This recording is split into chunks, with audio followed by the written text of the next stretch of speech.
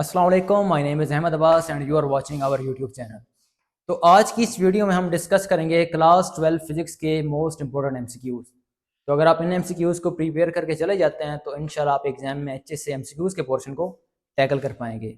इसके अलावा अगर आप एमडी कैट, ई कैट या नम्स टेस्ट की प्रिपरेशन या किसी भी टेस्ट की प्रिपरेशन कर रहे हैं जिसमें फिजिक्स का पोर्शन रिक्वायर्ड है तो इंशाल्लाह ये वीडियो आपके लिए हेल्पफुल रहेगी। तो चलें इस वीडियो को स्टार्ट करते हैं। तो सबसे जो पहला एमसीक्यूज है वो क्या है? अ यूनिट ऑफ इलेक्ट्रिक चार्जेस। आप सबको पता है जो चार्ज का यूनिट होता है वो कौन सा होता है? कूलम होता है। तो ये बहुत ही सिंपल एमसीक्यूज है, तो पहले ऑप्शन का आंसर आ जाएगा coulomb. A unit of electric charge is coulomb. Second MCQs कौन सा है हमारे पास? Number of electrons in one coulomb charge are equal to. Charge का फॉर्मूला आपने पढ़ा होगा, Q is equal to n e के बराबर है, जिसमें Q चार्ज है, N अगर आपने नंबर ऑफ चार्ज फाइंड करना वो है, एंड E है चार्ज ऑन इलेक्ट्रॉन। यहां से हमने N की बेसिकली वैल्यू फाइंड आउट करनी है, तो N का फॉर्मूला क्या बन जाएगा? N is equal to Q divided by E। MCQs में आपको गिवन है number of electrons in one coulomb of charge. Charge की वैल्यू आपको गिवन है 1 coulomb and we know that charge on electron होता है 1.6 multiply by 10 raise to power minus 19। ऐसे ही है, अगर हम 1 को 1.6 से डिवाइड करते हैं तो आपके पास आंसर आता है 0.625 multiply by 10 raise to power minus 19 denominator में। अगर इसको आप नोमिनेटर में लेकर जाएंगे तो ये बन जाएगा 10 रेज़ टू पावर प्लस 19, ऐसे बन जाएगा। अगर आप पॉइंट को शिफ्ट करें, ये 0.625 है, अगर मैं इसको बना दूं 6.25 तो पॉइंट यहां से कम हो जाएगा, ये बन जाएगा 6.25 multiply by 10 raise to power 18। तो हम ऑप्शन देख लेते हैं कौन सा हमारा ऑप्शन ठीक है, विच इज ऑप्शन ए। तो ए ऑप्शन आपका राइट ऑप्शन होगा। तो तीसरा एमसीक्यूज देखते हैं। तीसरा एमसीक्यूज हमारे पास है, which of the following can be taken as measure of electric field intensity. अगर आपने इलेक्ट्रिक फ्लक्स का फॉर्मूला पढ़ा तो इलेक्ट्रिक फ्लक्स का फॉर्मूला क्या होता है? Phi of E is equal to E dot A. ऐसे ही होता है, आपने फाइंड करना है इलेक्ट्रिक फील्ड इंटेंसिटी। यहां से फार्मूले को अरेंज कर लेते हैं, E is equal to phi E divided by A. तो ये ऑप्शन आपके पास बन रहा है ऑप्शन नंबर बी। तो इस एमसीक्यूज का जो ऑप्शन राइट ऑप्शन है वो है आपके पास बी ऑप्शन। नेक्स्ट एमसीक्यूज को देखते हैं। नेक्स्ट एमसीक्यूज हमारे पास है, according to Gauss law electric flux through any closed surfaces. अगर आपने गाउस लॉ की स्टेटमेंट पढ़ी हो तो गाउस लॉ हमें कहता है कि flux through any closed surface is equal to 1 over epsilon not times total charge enclosed in it. तो हम देख लेते हैं गाउस लॉ की स्टेटमेंट को, कौन सा एमसीक्यूज कौन सा क्वेश्चन वेरीफाई कर रहा है। तो according to Gauss law flux through any closed surface is 1 over epsilon not times total charge enclosed within that surface. तो ऑप्शन देखते हैं, ऑप्शन कौन सा हमारा ठीक बन रहा है? ऑप्शन सी आई थिंक इसका राइट ऑप्शन है। The flux through any closed surface is 1 over epsilon not times total charge enclosed in that surface.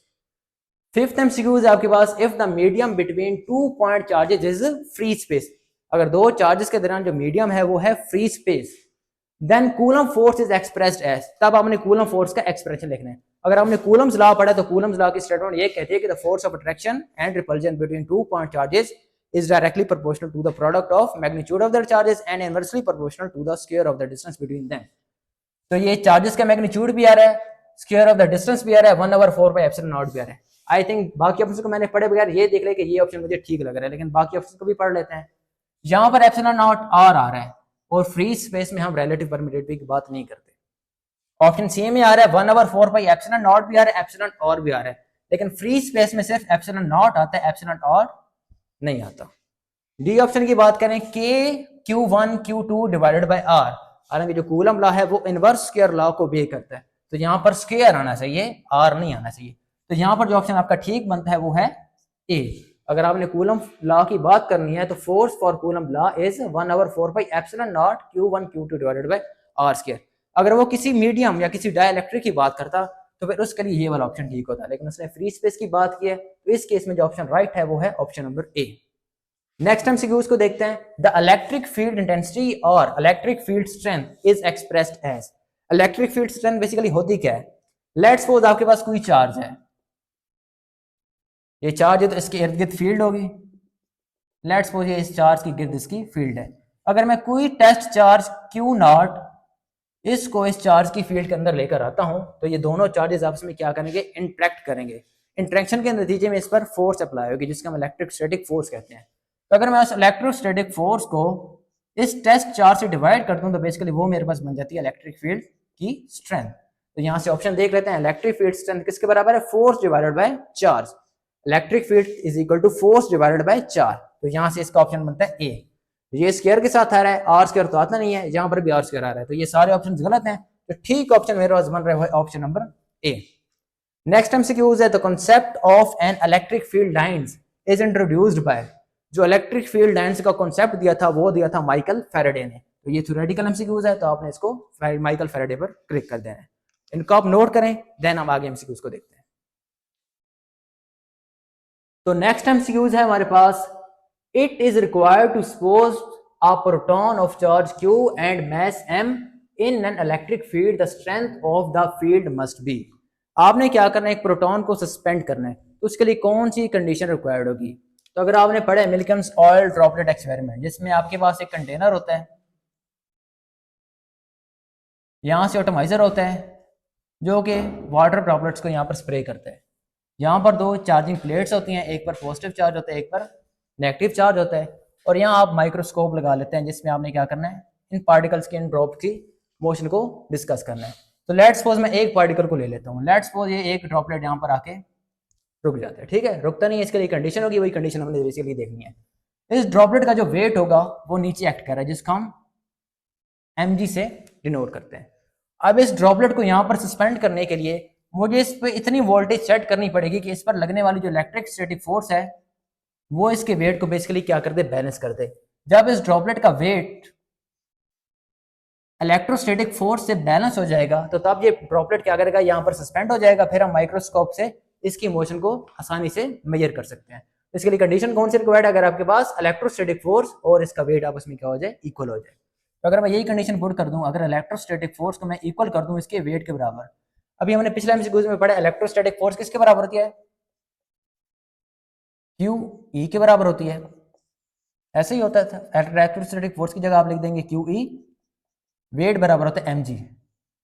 ऐसे ही होता है, आपने ई की वैल्यू फाइंड करनी है इलेक्ट्रिक फील्ड स्ट्रेंथ की, तो ये बन जाएगा M G divided by Q, which is your right option. अगर आपने किसी भी पार्टिकल को सस्पेंड करना है तो उसके लिए जो इलेक्ट्रिक फील्ड स्ट्रेंथ आपको रिक्वायर्ड होगी वो इसके बराबर होगी। तो इसमें देखते लेते हैं ऑप्शन कौन से ठीक है हमारे पास, तो ऑप्शन बी इसमें करेक्ट ऑप्शन है। नेक्स्ट एमसीक्यूज को देखते हैं। If a capacitor has a charge of 10 microcoulomb, एक कैपेसिटर है जिस पर चार्ज है 10 माइक्रोकूलम का, and the potential difference between the plates is 100 volt, और उनके दरमियान जो पोटेंशियल डिफरेंस है वो है 100 वोल्ट्स के बराबर। द कैपेसिटेंस इज, उसकी हमने क्या करनी है, बेसिकली कैपेसिटेंस फाइंड करनी है।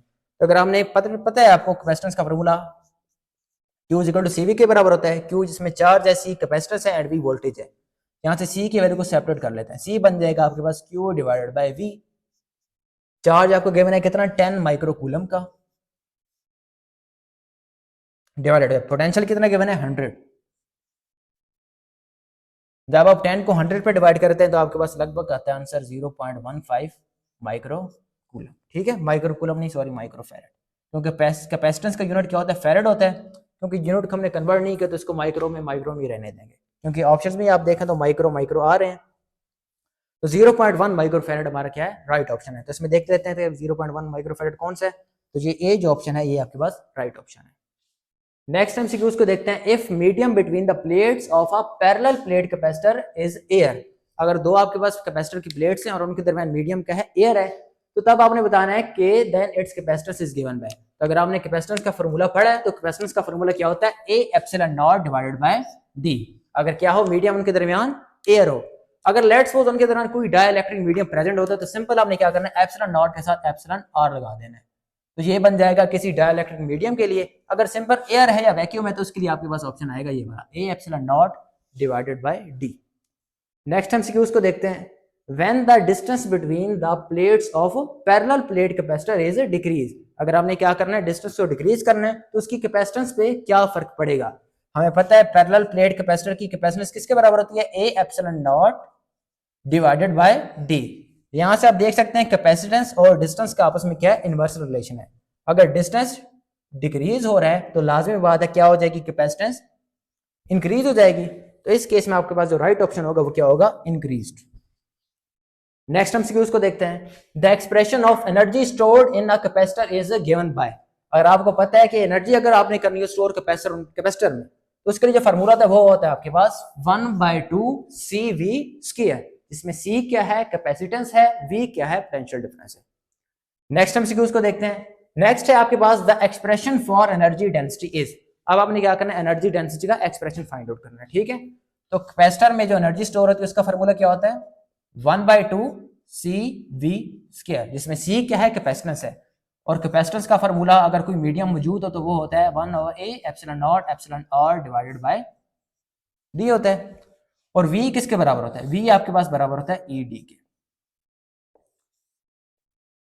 इन दोनों वैल्यूज का आपने क्या करना है, इस इक्वेशन में पुट कर देना है। तो ये बन जाएगा आपके पास 1/2, कैपेसिटेंस की वैल्यू क्या है, A∁0∈R डिवाइडेड बाय D, साथ में है V का स्क्वायर, यहां पर है ED, तो ये बन जाएगा ED का स्क्वायर। यहां से आपके पास आ जाएगा 1/2 A∁0∈R डिवाइडेड बाय D। इस स्क्वायर को ओपन करके हम लिख लेते हैं, ED का स्क्वायर है, होल स्क्वायर है, तो ये बन जाएगा E स्क्वायर, और साथ में आ जाएगा D का स्क्वायर। एक D के साथ एक D कैंसिल हो जाएगा, तो यहां से आपके पास जो एक्सप्रेशन बन जाएगा वो क्या बन जाएगा, 1/2 A∁0∈R, साथ में बच जाएगा E स्क्वायर और साथ में D, ठीक है। जो A यहाँ लिखा हुआ A को मैं यहां से रेज करके इसके साथ ही लिख लेता हूँ, D के साथ, ये बन जाएगा AD, ऐसे ही बन जाएगा। अब A जिसमें क्या है, एरिया है, और D क्या है, डिस्टेंस है। आपको पता है एरिया का यूनिट क्या होता है, मीटर स्क्वायर, और डिस्टेंस का यूनिट क्या होता है, मीटर। तो अगर मैं AD के यूनिट्स को लिखना चाहूँ तो AD बन जाएगा मीटर स्क्वायर का मल्टीप्लाई कर रहे हैं मीटर के साथ, तो ये बन जाएगा मीटर क्यूब। और मीटर क्यूब तो आपके पास वॉल्यूम के डायमेंशन होते हैं, वॉल्यूम के यूनिट होते हैं। तो AD की जगह यानी कि मैं क्या लिख सकता हूँ, वॉल्यूम भी लिख सकता हूँ।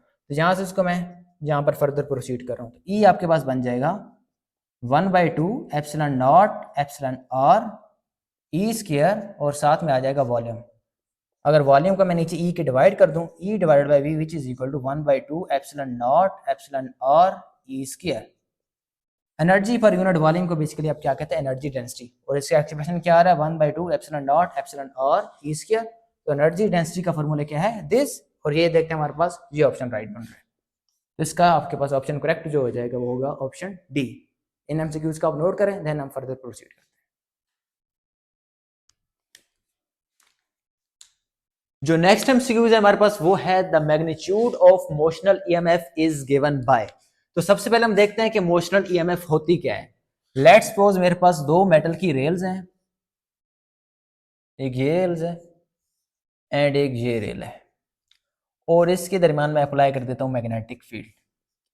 क्रॉस का मतलब होता है मैग्नेटिक फील्ड है into the page, and dot का मतलब होता है magnetic field is out of the page. In rails के साथ मैं गैल्वानोमीटर कनेक्ट कर देता हूं, और यहां पर मैं एक रख देता हूं कंडक्टर, ठीक है। तो मोशनल ईएमएफ बेसिकली होती क्या है, जब भी मैं इस कंडक्टर को इस मैग्नेटिक फील्ड के क्रॉस मूव कराऊंगा तो तब जो मोशन ईएमएफ इंड्यूस्ड हो जाएगी उसको हम कहते हैं बेसिकली मोशनल ईएमएफ। नाम से जाहिर है मोशनल ईएमएफ, ऐसी ईएमएफ जो मोशन की वजह से इंड्यूस्ड हो जाए उसको हम कहते हैं मोशनल ईएमएफ। एंड मैथमेटिकली जो मोशनल ईएमएफ का फार्मूला होता है वो होता है हमारे पास E is equal to minus VBL sine of theta, where theta is the angle between velocity and magnetic field. अब थीटा मैक्सिमम कब होगा, जब मैग्नेटिक फील्ड और इस मेटालिक कंडक्टर के दरमियान एंगल कितना होगा, 90 डिग्री होगा। लेट्स सपोज इस केस में मैग्नेटिक फील्ड है इनटू द पेज, और कंडक्टर को हम इस डायरेक्शन में मूव कराएंगे, तो यहां पर जो एंगल बन रहे हैं वो 90 डिग्री के बन रहे हैं। तो हम कह सकते हैं कि ईएमएफ मैक्सिमम कब होगी, जब थीटा हमारे पास होगा 90 डिग्री का। यहाँ पर साइन 90 कितना होता है, 1 के बराबर होता है। यहाँ पर जो ईएमएफ की बेसिकली वैल्यू आ जाएगी वो आ जाएगी माइनस VBL। अब एमसीक्यूज में से पूछा था magnitude of motion EMF. Magnitude, आप किसी भी चीज का मैग्नीट्यूड लेते हैं तो वो पॉजिटिव में हो जाता है, तो इसका अगर मैं मैग्नीट्यूड की फॉर्म में लिखूं आंसर, तो वो बेसिकली बन जाएगा VBL। तो इसका जो करेक्ट ऑप्शन होगा आपके पास वो होगा प्लस के साथ, E is equal to VBL। Minus पे टिक नहीं करना आपने क्योंकि उसने मैग्नीट्यूड का पूछा है, तो जब भी वो मैग्नीट्यूड का पूछे तो आपने पॉजिटिव आंसर पिक करना है, एंड इस केस में जो आंसर ठीक आएगा वो होगा option number A. Next MCQs पे चलते हैं, which is the SI unit of mutual induction is। सबसे पहले देखते हैं म्यूचुअल इंडक्शन होती क्या है। लेट्स सपोज मेरे पास एक कॉइल है, इस कॉइल के साथ एक स्विच कनेक्टेड है, यहां पर मैं कनेक्ट कर देता हूं एक बैटरी, यहां पर है एक रियोस्टेट, और ये रियोस्टेट इस बैटरी के साथ कनेक्ट है। यहां पर एक सेकंड कॉइल भी बना देते हैं,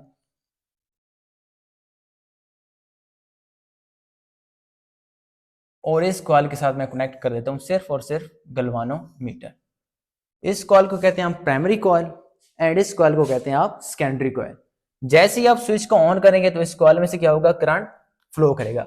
जैसे इसमें से करंट फ्लो करेगा तो इसमें इस कॉइल में बेसिकली मैग्नेटिक फ्लक्स चेंज होगा। जब इसमें मैग्नेटिक फ्लक्स चेंज होगा तो इस कॉइल के रीजन के अंदर से भी वो मैग्नेटिक फ्लक्स पास करेगा। तो आपने बेसिकली क्या किया, इस कॉइल के अंदर करंट को चेंज किया और इस कॉइल के अंदर ईएमएफ इंड्यूस हो जाएगा। तो यहां से आप म्यूचुअल इंडक्शन की डेफिनेशन ये कर सकते हैं कि अगर आप प्राइमरी कॉइल में करंट को चेंज करें, the EMF induced in the secondary coil and which is basically known as mutual induction. जो म्यूचुअल इंडक्शन का फार्मूला होता है वो होता है आपके पास M is equal to ES means EMF induced in secondary coil, delta I P divided by delta T। ठीक है, करंट हमने चेंज किया प्राइमरी कॉइल में, एंड जो ईएमएफ इंड्यूस्ड है वो किस में हुआ है, सेकेंडरी कॉइल के अंदर हुआ है। यहां से आप यूनिट भी देख सकते हैं, M का यूनिट क्या बन जाएगा, ईएमएफ का यूनिट होता है वोल्ट, करंट का यूनिट होता है एम्पियर, एंड टाइम का यूनिट होता है second, which is volt divided by ampere. Second के ऊपर चला जाएगा, वोल्ट सेकंड पर एम्पियर। तो यहां पर ऑप्शन है वोल्ट सेकंड पर एम्पियर। लेकिन जो म्यूचुअल इंडक्शन का एक और यूनिट होता है वो होता है हेनरी। तो इसके दो यूनिट्स बेसिकली होते हैं, वोल्ट सेकंड पर एम्पियर भी और हेनरी भी। इसका जो करेक्ट ऑप्शन बन जाएगा आपके पास, तो वो बन जाएगा आपके पास option number D, both B and C. इसका यूनिट होता है voltage second per ampere and henry. जो नेक्स्ट एमसीक्यूज है हमारे पास वो है a device which converts mechanical energy into electrical energy. Basically ऐसी डिवाइस जो मैकेनिकल को इलेक्ट्रिकल में कन्वर्ट करती है वो होती है आपके पास इलेक्ट्रिक जनरेटर। इसकी अपोजिट जो डिवाइस इलेक्ट्रिकल को मैकेनिकल में कन्वर्ट करती है वो होती है आपके पास मोटर। तो इनका प्रिंसिपल आप लोगों ने याद रखना है। तो जो नेक्स्ट एमसीक्यूज है हमारे पास, the current whose polarity keeps on changing with time is called. Basically वो होता है आपके पास अल्टरनेटिंग करंट। ऐसा करंट जो बार बार अपनी पोलैरिटी को रिवर्स करे वो होता है अल्टरनेटिंग करंट। लेट्स सपोज हमारे पास कोई भी सर्किट है,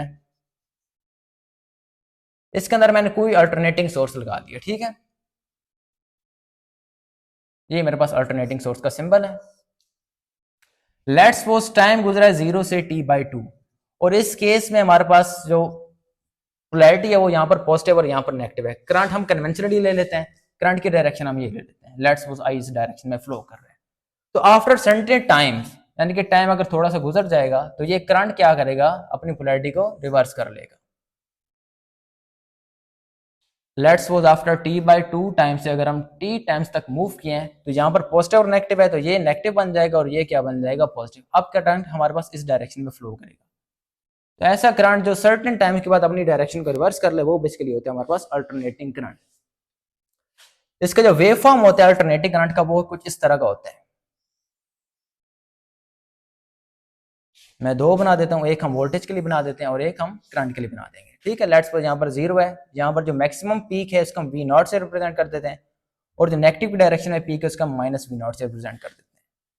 ये मैं करंट के लिए ड्रा कर रहा हूँ, तो इसकी जो मैक्सिमम पीक होगी करंट के लिए वो होगी I0, एंड जो मिनिमम यानी कि नेगेटिव पीक होगी वो हमारे पास -I0 के बराबर होगी। तो किसी भी लम्बे वोल्टेज की वैल्यू या करंट की वैल्यू आपने फाइंड आउट करनी हो तो उसका जो फार्मूला होता है वो होता है V is equal to V0 sign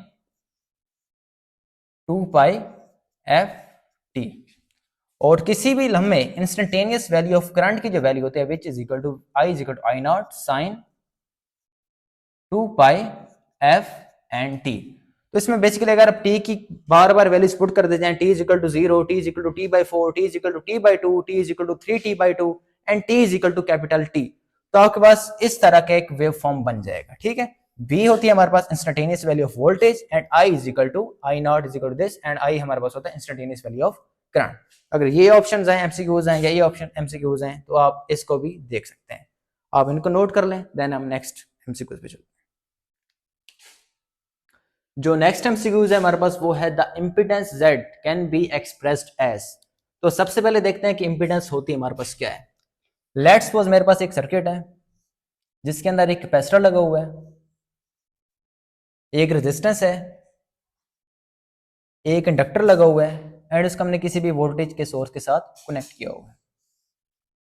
let's suppose जो कैपेसिटर हमारे पास रुकावट 100 ऑफर करता है वो हमारे पास है XC, बेसिकली XC है हमारे पास कैपेसिटिव रिएक्टेंस। जो ये रेजिस्टर रेजिस्टेंस ऑफर करता है वो है हमारे पास R, एंड ये जो इंडक्टर रिएक्टेंस ऑफर करता है इसको हम कहते हैं इंडक्टिव रिएक्टेंस, इसको हम डिनोट करते हैं XL के साथ। ठीक है, तो हम देखते हैं कि इंपेडेंस को किस तरीके से रिप्रेजेंट करते हैं। आपने ओम्स लॉ में पढ़ा होगा V is equal to IR। यहां से मैं R को सेपरेट कर लेता हूं तो R मेरे पास बन जाएगा V डिवाइडेड बाय I। ठीक है, अब हम कह रहे हैं कि इंपेडेंस हमारे पास क्या होती है, the sum of all resistances plus reactances is called impedance. This R तो बेसिकली मेरे पास रेजिस्टेंस होती है, तो रेजिस्टेंस को मैं Z से रिप्लेस कर देता हूं क्योंकि हम इंपेडेंस को Z से ही डिनोट करते हैं।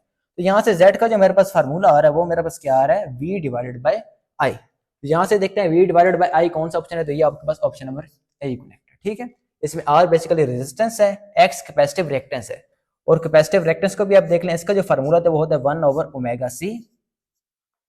ओमेगा की वैल्यू होती है आपके पास 2πf एंड C। XL को भी देख लेते हैं, XL हमारे पास होती है इंडक्टिव रिएक्टेंस और उसका फार्मूला होता है ओमेगा L। ओमेगा की फिर वैल्यू पुट करते हैं, omega is equal to 2πf and L as it is आ जाएगा। ठीक है, तो जो combined effect of all resistances and reactances होता है वो हमारे पास क्या होती है, इंपेडेंस। ठीक है, और इंपेडेंस भी one of the form of resistance है, तो इसका यूनिट जो होता है वो भी क्या होता है, ओम होता है। तो ये भी एमसीक्यू आ जाता है कि what is the unit of impedance, इसका जो यूनिट होगा वो हमारे पास क्या होगा, ओम्स ही होगा। ठीक है, नेक्स्ट एमसीक्यू देखते हैं। A solid having regular arrangement of molecules throughout its structure is called। ऐसा सॉलिड जिसमें क्या हो, मॉलिक्यूल्स एटम्स के अरेंजमेंट क्या हो, रेगुलर हो, तो ऐसे सॉलिड को हम कहते हैं क्रिस्टलाइन सॉलिड्स। ठीक है, जिसमें रेगुलर अरेंजमेंट हो। ऐसा सॉलिड जिसमें रेगुलर अरेंजमेंट ना हो वो हमारे पास कौन सा है, अमॉर्फस सॉलिड होता है, और अमॉर्फस सॉलिड का दूसरा नाम ही क्या होता है, ग्लासी सॉलिड्स। ठीक है, एंड जो पॉलीमेरिक सॉलिड होता है वो इन दोनों के दरमियान ही होता है। ठीक है, तो इस केस में जो राइट ऑप्शन है हमारे पास क्रिस्टलाइन सॉलिड। ठीक है, ऐसा सॉलिड जिसमें मॉलिक्यूल्स एटम्स की क्या हो, रेगुलर अरेंजमेंट हो, वो हमारे पास क्या होता है, क्रिस्टलाइन सॉलिड। नेक्स्ट एमसीक्यू देखते हैं, mathematically stress can be expressed as. ठीक है, तो स्ट्रेस को हम ऐसे डिफाइन करते हैं, फोर्स डिवाइडेड बाय एरिया। ठीक है, लेट्स सपोज ये मेरे पास कोई भी मटेरियल है, इस एरिया पर मैं जितनी फोर्स लगाऊंगा वो मेरे पास बेसिकली क्या हो जाएगी, स्ट्रेस हो जाएगी। ठीक है, तो इसका यूनिट भी देख लेते हैं, स्ट्रेस का यूनिट क्या होगा, फोर्स का यूनिट होता है न्यूटन, एरिया का यूनिट होता है मीटर स्क्वायर। तो ये हमारे पास बन जाएगा न्यूटन पर मीटर स्क्वायर, एंड इसका दूसरा नाम पास्कल भी होता है। तो ये हमारे पास स्ट्रेस का यूनिट आ जाएगा। ठीक है, तो यहां उसने पूछा मैथमेटिकल स्ट्रेस को किस तरह रिप्रेजेंट करते हैं, तो स्ट्रेस को आप इस तरीके से रिप्रेजेंट करते हैं, stress is defined as force per unit area. इस तरह हम स्ट्रेन को रिप्रेजेंट करते हैं, जो कि हम नेक्स्ट एमसीक्यूज में देख लेते हैं। नेक्स्ट एमसीक्यूज है हमारे पास, the SI unit of strain is. तो स्ट्रेन को हम डिफाइन करते हैं change in length divided by original length. Let's suppose ये मेरे पास कोई भी मेटल है या कोई भी चीज है, मेरे पास मटेरियल है, इस पर मैं स्ट्रेस अप्लाई करता हूं तो उसकी जो लेंथ में चेंजिंग आएगी। लेट्स सपोज पहले इसकी लेंथ इतनी है, अब मैंने स्ट्रेस अप्लाई की, उसकी लेंथ इतनी, यानी कि चेंज आया, लेंथ में चेंज है। तो इस जो लेंथ में चेंज आए इसको बेसिकली हम क्या कहते हैं, स्ट्रेन कहते हैं। तो स्ट्रेन को आप इस तरीके से डिफाइन करते हैं, जितना लेंथ में चेंज आया है डिवाइडेड बाय ओरिजिनल लेंथ। अब आप देखें, ये भी लेंथ है, ये भी लेंथ है, लेंथ का यूनिट क्या होता है, मीटर होता है, नीचे भी लेंथ है, यूनिट क्या होता है, मीटर। तो मीटर मीटर से कैंसिल, तो ये आपके पास डायमेंशन लेस की क्वांटिटी बन जाती है। ठीक है, तो इसका जो राइट ऑप्शन है वो हमारे पास क्या है, डायमेंशन लेस। तो आप स्ट्रेन को कह सकते हैं strain is basically dimensionless quantity. Next हम देखते हैं Young's modulus is expressed as. ठीक है, तो जो यंग्स मॉडुलस को आप डिफाइन करते हैं वो होता है tensile stress divided by tensile strain. इसका वाई से रिप्रेजेंट करते हैं, इसका आप डिफाइन करते हैं tensile stress divided by tensile strain. ठीक है, tensile stress force per unit area के बराबर होती है, टेंसाइल स्ट्रेन का मतलब होता है change in length divided by original length, delta L divided by L. तो देखते हैं ऑप्शन हमारे पास कौन सा ठीक है, ये हमारे पास ऑप्शन नंबर ए ठीक है। ये जो ऑप्शन बी है, K is equal to F divided by A divided by delta V divided by B, ये बेसिकली क्या है हमारे पास, बल्क मॉडुलस है। बल्क मॉडुलस को आप इस तरीके से डिफाइन करते हैं, volumetric stress divided by volumetric. जो नेक्स्ट एमसीक्यू है हमारे पास वो है Young's modulus is expressed as. ठीक है, तो यंग्स मॉडुलस को हम इस तरीके से रिप्रेजेंट करते हैं, y is equal to tensile stress divided by tensile strain. Tensile stress होती है F divided by A and tensile strain हमारे पास बराबर होती है delta L divided by L, change in length divided by original length. तो इस case में जो हमारे पास राइट ऑप्शन बन रहा है वो होता है हमारे पास option number A, which is equal to y divided by f over a divided by change in length divided by original length। तो जो दूसरा ऑप्शन है ये हमारे पास है बल्क मॉडुलस। बल्क मॉडुलस को आप इस तरीके से डिफाइन कर सकते हैं कि tensile volumetric stress divided by volumetric strain. जो थर्ड ऑप्शन है हमारे पास G is equal to this, ये हमारे पास बेसिकली है शेयर मॉडुलस। शेयर मॉडुलस को आप इस तरीके से डिफाइन कर सकते हैं shear stress divided by shear strain. तो अगर कोई भी आपके पास एमसीक्यूज है तो उस तरीके से आप इसको टैकल आउट कर सकते हैं। इनको आप नोट करें, नेक्स्ट एमसीक्यूज को हम थोड़ी देर बाद देखते हैं।